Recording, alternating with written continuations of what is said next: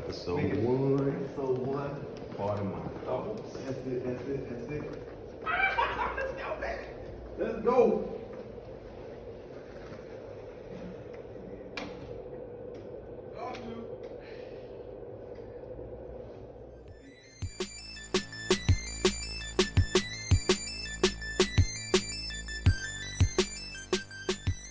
Thank you very much for joining us today. Yo, why you come in like that though?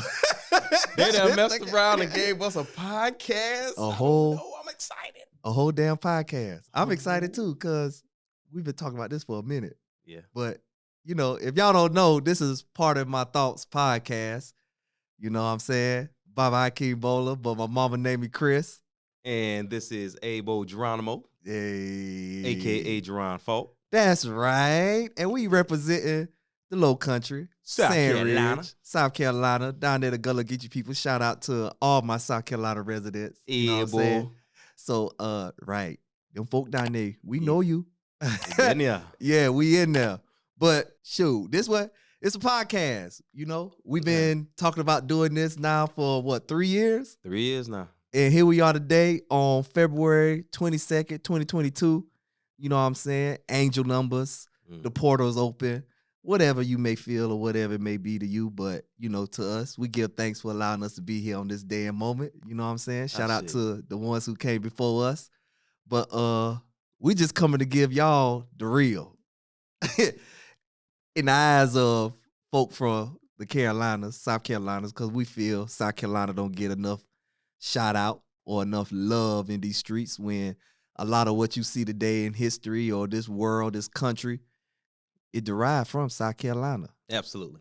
Right. Absolutely. Like a lot wouldn't be happening or a lot wouldn't be done right now in this day and time if it wasn't for South Carolina. Oh, yeah. Especially them Low Country, Gullah Geechee culture down in Charleston, South Carolina, them folk down there by that water. We lit. We lit. We is lit. We it. This Right. it right here. Right. They don't make this cloth no more. So this it right here. They don't make this cloth no more. That's it. Exactly. So This is episode 1. this is the whole damn episode 1. Episode 1. Oh my God, we is in here. Hey, we ain't gonna lie. We actually went through this thing back and forth, upside down, inside out. It's like, man, what we gonna talk about on our first episode? Like, Yeah. what we gonna call it? Yeah. How we gonna do it? What's the name? Because we went over names several times. We went through a number of names. Yeah. Yeah, we went through a number of names. Had a couple of them that we lost. Yeah, you know, my all-time favorite was The South Got Something to Say. Shout out to the Outcast, Andre 3000. That was it. But part of my thoughts, that shit summed it up. Yeah. Because we are, you know, Team Aquarius. You know, my Libra brother here. Yes. You know, the scales don't lie. You know what I'm saying? And in our lifetime, we've been on an incredible journey together. You know what I'm saying? Like, this my brother. Yeah. This my cousin. This family. This my ride or die right here. And I'm glad to be sitting beside him, co-hosting this with my brother, because it don't get no better than this. Because we have some interesting conversation as when we was young men, and now to be men with a family of our own. Like, you know, the conversation's still them type of conversations where we challenge our intellect. Yeah. It's wild, son. It's wild, yes. It's wild. The rabbit hole get deep with these two over here. Oh my God. the rabbit hole get real It's deep. like, what do we do? Right? What do we do? Like, did you see that, Rod? Like, Yeah, boy. yeah, but nonetheless, you know, we just coming to give y'all inside of our world, our reality, our thoughts, and how we see things. Because on any given day, like, we can mess around and have a 1, 2, 3 hour conversation just about any and everything under the sun. Mm-hmm. Now, I think that's one of our traits. So I think a lot of people may think of it as like, you know, we get off track. But nah, we typically have about 6, 7 different conversations all in one within 3 minutes. Right. So we just like to get to the meat of it, and we kind of actually go ahead and do what we need to do. Right. And a lot of people get lost in it. It can be like, what are y'all talking about? But we're just talking about it's a culture. Yeah. You know what I'm saying? Like, we come from some culture people, and I ain't sitting here talking about culture as what you see today, cancel culture, all this type of new stuff where, everything now is all in the whole this energy, this energy, that. But before we even knew anything about what energy was or aura or vibes, our family being a vibe since the beginning. Forever. Forever. Like, Forever. Shout it's so out bad to that they try to say that we were extinct. Right. Ever. Right. And just follow us on this journey, because we gonna tap into that. But yeah, like they say, we extinct, but we still here. Yeah. So shout out to Sand Ridge 397, the family. You know what I'm saying? So we come from some elders. We come from a generation of people who had no limits. We wasn't followers. We was leaders in everything that we did, and what we stand on, our word, and our word is bond. And we just come with this natural gift of just being just so humble and beautiful inside and out. Right. Like, and I ain't saying our family is a perfect family. I ain't gonna say that, because everybody got their hits, whatever it may be. But when it come to us, there's just this beautiful, just mwah, like, Yeah. it just don't, like, It's that DNA makeup. it's a DNA makeup. Like, it's something. It's morals, and it's Say that word again. morals. Yeah. Yeah, but I think that's lost this day and age. it's But go ahead. Yeah, morals Yeah. is definitely going out the window. Like, and you hear a lot of people speak on code, and the whole code word, everybody, I'm on code, but I don't think a lot of people understand what the word code mean if you really put it in the dictionary and just pointed at it and showed it to them, because that joint out the door. Yep. Ain't no codes no more. Ain't no codes no more. What you seeing on TV, a lot of stuff that you see that people won't clout, there's no code. Because where I'm from, the code, it is what it is. When you fuck up, excuse my language, but my French, but anywho, but when you step out of line, they bring you back in line. Mm. And a lot of days, well, not a lot of days. Ooh. A lot of times, what happened is, when you call people out, just in my experience, in my manhood, and in my life travels, individual, you call somebody out or you speak on your truth, a lot of people don't know how to approach it. Mm-hmm. And Mm-hmm. they don't know how to accept it, and they take it as if you being macho, ego, or whatever it may be. But it's just the genuine, I would say, love that I have for another person to call you out on your stuff and tell you correct it. Because I'm the type of person, if I tell you, if I got to come to you more than one time, you can go ahead and hang it up with me. You cut. It's the repetition. Now, I don't mean in the physical sense. Me, as far as like in the spiritual sense, I think that's actually even more pressing, to where you cut someone off in the spiritual realm. There ain't no coming back from that. Yeah. So it's like, once you actually cross that line, and we both have had our own, personal experiences of that, Mm-hmm. especially when you actually start speaking your truth and you find your truth. And it's kind of like it hinders other people as far as their opinions of you. When you find your truth, it's like, how dare you? How dare you? Right. How dare you? How dare you speak that truth that I've never heard before, but I'm just going to argue with you just because. Right. What? Like, I got time for that. Right. I don't get irritated a lot, but it's like, when I get to that point where I'm irritated, especially about forward progress, Mm-hmm. it irks my soul. Yeah. It irks my soul. Yeah. And I try to actually keep my blood pressure level. Yeah.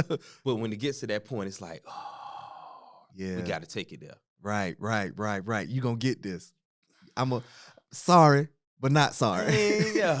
Yeah. I'm the first two letters. I'm the so. Yeah. Ooh. I'm the first two letters. Okay. Man. Okay. But yeah, we gonna dive into that. We go. Yeah. It's gonna be, but not that. What you saying though? I like where you at, cause it's a thing where, why do we as a people, or whoever you may want to call yourself, whatever it is, why is it that when we get to them type of places where we see individuals may evolve or we're finding a sense of peace within ourselves, why is it that we get so much pushback? Because you know, in our journey, boy, What? Oh my God, they call me everything but a child of God. Everything but a child of God, where all of, it's just coming from a but why do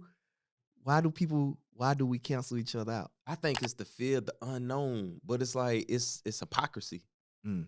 Like, truth be told, it's like, how you gonna actually sit here and question the variations of information that we're spewing, that we're actually giving you, and you're actually still coming at me based off of one particular topic or one particular author or one particular book. Yeah. It's like, it don't work that way. If I was to keep the same book for 13 years from K through 12, and I was actually keep the same book, how many jobs you think I would actually get by the time I'm in high school?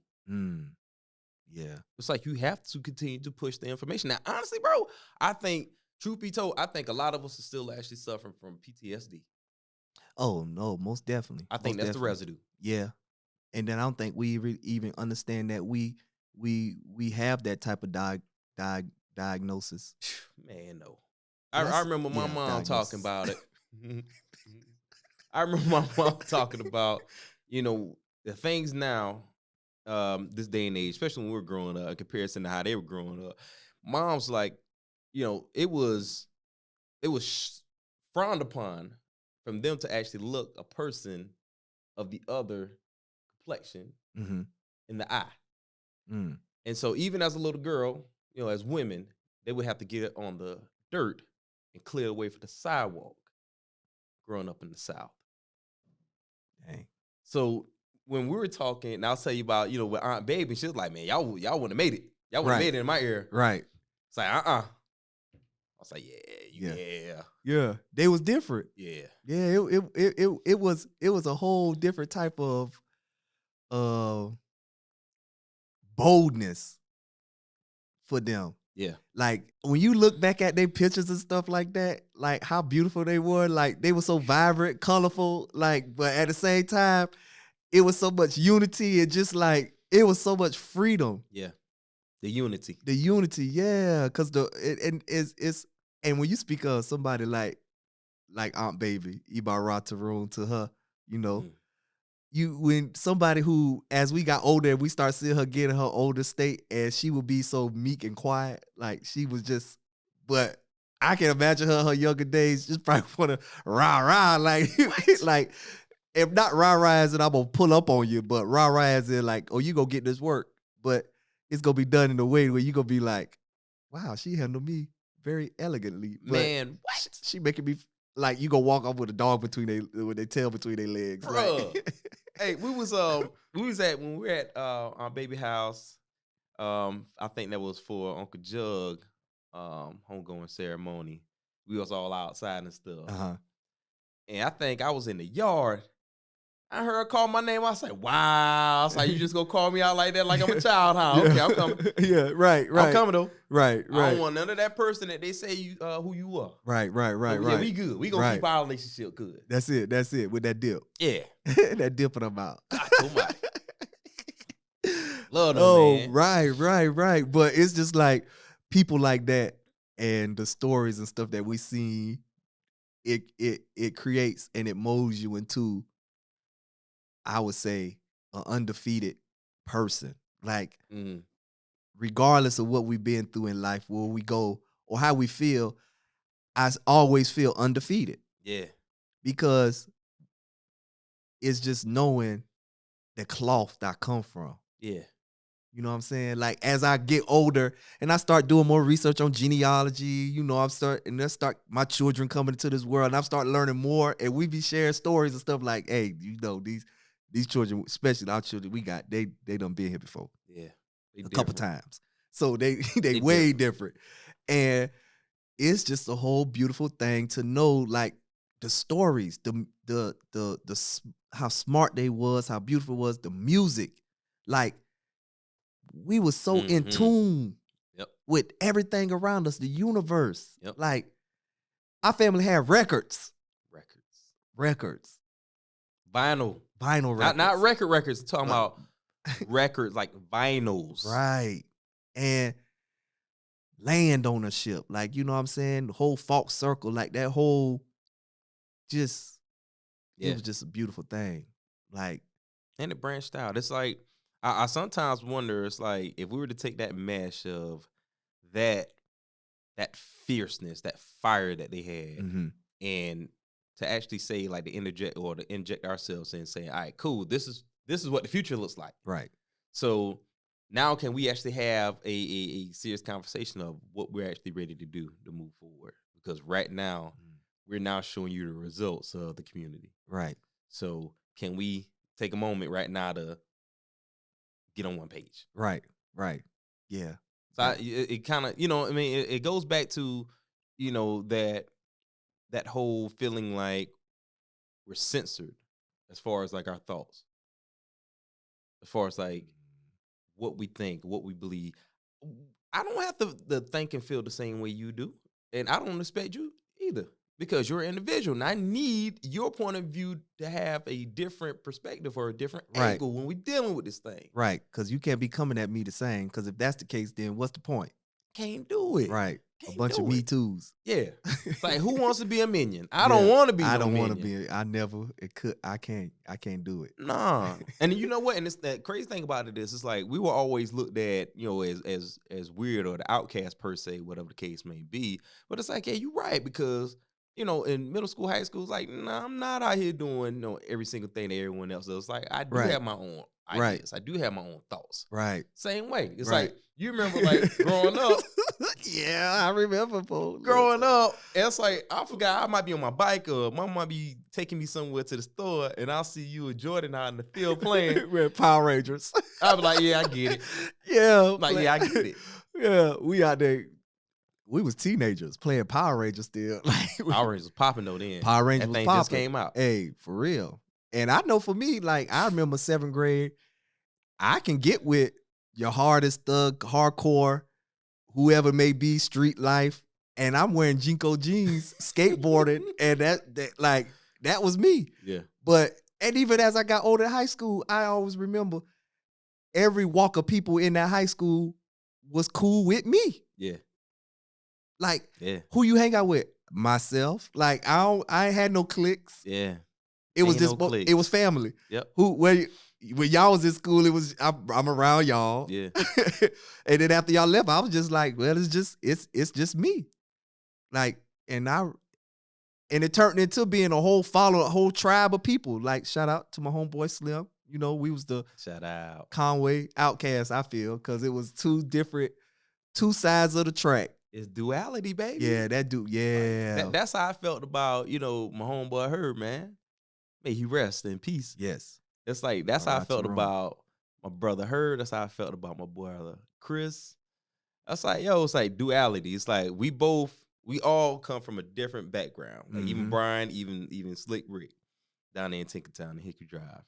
But at the same time, at the end of the day, we are as individuals have to have an understanding. Right. And it wasn't what I liked about it too, they always knew that it ain't gonna be no second guesses when if something ever hit the fan, you ain't gotta be looking around like where my man's at. Right. Brother. You stand in your square, you just knew when you look after all that stuff fell down, you look behind you like, oh, I felt y'all there. Yeah. Like it wasn't no, and that's, I guess for me, especially I got older children now, you know what I'm saying? I wish they had that coming up, cause it ain't like that no more. Man, no. I got your back. Yeah, but where you be at? Yeah. Right. They running. They running, right. Put on live. You got you in the background. I got you about to get jumped by 5 cats. Like, what? No, son, this is not how we do. This is not how we do. This is not how it goes down, man. What's that code look like? Yeah, what that code look like? So what them codes look like? Right. Need some folks to speak on that. Like, what are the codes right now that no longer actually exist, but did actually you applied when you were actually in school or growing up? Because obviously something worked. Yeah. Like if you hearing this right now, you listening to what we actually saying, you actually made it. Right. You made it out of some dark place. Right. So what kind of code are you following that you still actually pass down? Maybe not even to your kids or to your nieces or your nephews or your younger cousins. Mm-hmm. Mm-hmm. Cause dark place ain't got to mean where you got to be struggling as you come up, but dark place can be whatever it may be that you struggle with or you had issues with. Shoot, I know like for myself, man, it was my struggle. That's a damn. Let's go. Got me. Yeah, that what got me. All what right. was my Let's go. what was my struggle? I'm trying to see. I think for mine, it probably was like a group. Or not a group. I wouldn't say a group, but just the whole feeling of the family unit. You know what I'm saying? And I think that to this day, I'm 36 now, and it's still that because we was molded so well when it comes to family. Like that's it. Like that was ingrained into the thought process of us growing up. Like if you got run into some issue, you call your family. Like your family is all you got. That's it. And then I know for myself, as I got older and I departed and I moved from the city or the country and moved to the city, do all this type of stuff, that I still always look for that family type vibe. But that cloth thing to right when I meet different. And nothing against whoever I met and wouldn't be, don't take nothing personal. It's just my thoughts. Hey, I'm about to say that cloth from the 60s looks a lot different than that cloth that they sell at Maxwell Roses. So it's not the same. Yeah. But I feel you. It's like, because my childhood itself, like even though I used to come out to the Sand Ridge, but the bulk of my time was actually spent Hickory Drive. Tinkertown. Didn't actually find out as far as like the full depths of Tinkertown until I actually got older, but it was spent there. Like, yeah, the elders were on deck. Miss Gussie, Mr. Bastion, Miss College. Them they heavy was names. there. Them heavy names. Heavy hitters. If you know Tinkertown, you know that greenhouse. That's why I spent most of my greenhouse. I spent my time on that porch. So anytime anybody talk about jumping off that porch, I'm gonna stay right here on this porch. This is where that bed, this is where mama is, this is where that refrigerator is. So if you come up on this porch, it's gonna be a problem. If I gotta jump off this porch, it's gonna be a problem. Yeah. That's it. But hey, we cool over here. So keep moving. Right. Right. And it was always a vibe. Like people always knew, like if you came into any area of circumference of where we was always at, people knew it was always good vibes. Yeah. And if you came in there with some mess, that's your ass, Mr. Policeman. Like, right. Like, cause we don't do that. Hey, like somebody gonna put somebody at least at minimum gonna be a mediator. Sometimes it was me, like to pull the cat to the side of over the case and be like, that's hey, that's not the move, bro. Like, right. What's up with you? Yeah, let's talk it out real quick. But now if you get belligerent about it, all right. So be it. Say no more. Yeah. Say no more. Yeah. Because my thing was, and it never made sense in my head, why are we clashing with each other? It's like, don't y'all see the bigger picture? It's like, especially with us growing up in the 90s. It's like, y'all don't see the stuff that's going on right now. I was like, were y'all not raised on Atlanta child murders as far as the stories? Were y'all not raised on Emmett Till? Were y'all not raised on Medgar Evers and Dr. Martin Luther King Jr. and Malcolm X? Y'all not getting the message. But I could say, like, so for me, all I knew around that time was what was being taught in school. Malcolm X, Martin Luther King. I really didn't start learning any, I would say, scholarship or knowledge of who we were till I went off to college. You didn't get not Medgar Evers. You didn't get Emmett Till? Nah. You didn't get Emmett Till? I did. Boy, mama showed me that picture in the first grade, boy. I had to watch Eye on the Prize. Oh, wow. Changed my whole mindset, but I had a whole bunch of like different concepts in the first grade. Yeah.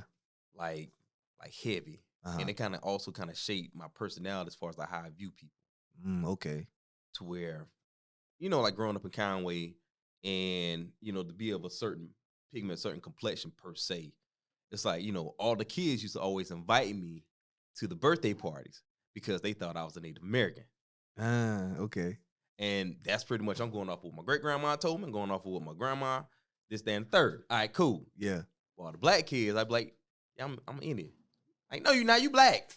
Right. You black. We ain't know nothing about that. Yeah. So when I'm sitting there telling, my counterparts, I was like, nah, I'm black. Yeah. Oh, okay. Everybody stop. Dang. Like, okay. So mama put me on Eye on the Prize. She had me watching Roots. Yeah, I remember watching Roots when I was younger, but Man, crazy. I took it as when I watched Roots for the first time, it was just like, oh, here's another Black History Month type movie. That was it. Like they 'Cause- chopped his foot off. Yeah, that. Yeah, I was like, God, man, that's kind of cruel. Cause I ain't gonna lie, I was really, I wasn't really into all that or understanding that I was really in my own little bubble. Oh man. Oh, And God. like, so all that what was being taught, all I was focused on is what is happening with Chris right now. Like, okay, let me see what's gonna happen if I go over here. Like, I was such outside nature. Like, that was me, or walking, me and my brother, we going somewhere on some type of adventure. Like, that was my free place for me. Yeah. Like, What up, Nick? yeah, shout out to my brother. Wow. But night and day. But but you know, that was it. Like, and I guess I had so much in my own growing up, my household, cause you know, single parent home, and me always looked at as the male figure in my household. Because you're the So oldest. I was the oldest, yeah. right? And then dealing with also, Yeah. you know, me always look like my daddy, and my mama always like, ooh, Lord. I think sometimes she used to look at me and be like, that's Leroy all day. Like, and that resentment and that, I guess, that hatred of what she felt in her heart for what went through with them. But dealing with that and all that stuff, man, Black history, learning all that type of stuff, that, in a sense, I didn't go through exactly what they went through, but in my own reality, it was something similar to that. You felt it. I felt it. Yeah. Like, so I was like, well, why I need okay, Kunta Kinte, foot got chopped off, but hell, my foot ain't chopped off. But in reality, a lot of times I feel like, damn, I'm out here. You feel like an amputee. Yeah, like I'm spiritually. Right. Survival. Yeah. Yeah. We in survival mode still. Yeah. Nobody taught us how to live. It's like everyone taught us how to survive. Like, this is how you do. You gotta rub those pennies together and make some change. Right. Ain't nobody never taught us how to live. Right. I think that's, you know what? I think that's almost like one of those hidden facts where it's like, all right, cool. So once you actually get to a certain place, you figure it out for yourself. It was. And once you do, you don't give nobody an inch near it. That was. It was like your own initiation in life, because you had all that love and that comfort, you know, because you know Sundays, you already know what it was like on Sunday. Sunday, turn up time. It's turn up. You know, we down in the country. Right. Right. We vibing, but the love and all that was always there. But then it's like, all right, when we leave from there, all right, here it is. I'm a young man. Now I got to go through, okay, here's Monday. Let's try it all over again. Oh my God. You know what? It's like middle school for me was the worst. It was the worst. Okay. 5th grade, I just got braces. I was skinny. I played the piano. I started playing the trumpet. Had an odd-shaped box. And I was just me. It's like I was just, I'm me. Yeah. It's like middle school was the worst, like 6th grade, 7th grade, and 8th grade. It was just all just a combination, because one thing about me is, one, I'm still a shy person. I'm a shy person. Are you? Yeah, I'm an introvert. Okay. I'm a very, yes, I'm a introvert. Yeah. When I actually I'm perceived as an extrovert, that's just my introvert masking. It's in mask. Okay. All right. So I'd be like, all right, cool, time to go home. Because at one point, I like to be out and about. I love to actually be around people. Yeah. I love that. Then it's like, all right, I had enough now. Yeah. Time to go home. Time to go home. Time to go hibernate. Right. Oh my God. But yeah, middle school, man. Oh my God. I wouldn't do that ever again. And it's like, even like teaching now, as far as like 7th grade, it's like, man, I get it. Oh yeah, because you teach middle school. Oh my God, I get it. But it's like, I understand like where they're coming from, to some degree. Yeah, okay, because these kids ain't the same. They not the same, yeah, bro. so yeah. Oh my God, it's like their responsibilities at this stage, at this age, is different. It's like we got one cat, he has to make a decision whether or not he's actually going to go to school or work. He has to make those decisions. girl has to decide, or if she's going to eat tonight, or if she's going to eat for this week, or she's going to wash her clothes. Is it going to be her turn to wash her clothes this week? Oh wow, it's like that. It's like, yeah, and they're exposed to so much now. It's like even like with social media, it's like everyone is on social media. So when you put me on Social Dilemma, I showed that to him. I showed it to him that following day. I think you told me about it that weekend. I showed it to him that Monday and that Tuesday. Yeah. And after that, I wasn't actually able to find it. It's on YouTube. Oh, was it? Yeah. So I showed it to him. So I was like, what do y'all think about that like button? It's like they break down as far as like the whole the instrument of the like button. So I asked the question, it's like, okay, if y'all actually post a bomb, like a fire picture, and you only get one like, are y'all taking it down? Most of them like, yeah. It's like, why? Right. It's like, you know, it's a good picture. Like, we want people to see it. We want people to like it. It's like, why you didn't like it? Were you one of the likes? No. Why you expect everybody else to like it? Right. Why post it if that's the case? If you looking for other people to actually accept that validation. The validation. Yeah. That's where we at right now. I mean, everything want to be validated. Everything. We're validated, but shoot, we want to authenticate it. Right. Like, what's the problem? What's the issue? It's like, why, okay, cool, you want validation, but why don't you, let's authenticate it. Why don't you appear in your authentic self? Right. It's crazy. I wonder why, but you think social media has a lot to do with the whole validation, or you think it's a more core issue?